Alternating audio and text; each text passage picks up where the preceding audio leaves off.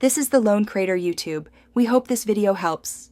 You start by verifying your Google account and country because Play Balance and cards are region locked. This prevents redemption errors. Next, choose a payment source: card, PayPal, or cash at a partnered store, so you can complete purchase immediately.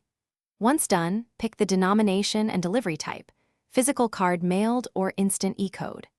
This first set of actions removes common roadblocks and lets you move straight into buying without interruptions, saving time and avoiding failed redemptions.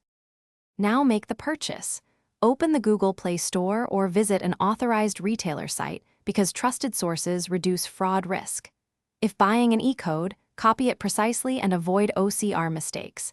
If buying in store, keep the activation receipt until redemption succeeds. Make sure the card currency and denomination match your account. Mismatched currency is a common failure. After payment, immediately save the confirmation email or photo. This is your proof if the code fails or the card isn't activated. Finish by redeeming the code in the Play Store. Tap your profile, select Payments and Subscriptions, then Redeem Code because that route applies balance correctly.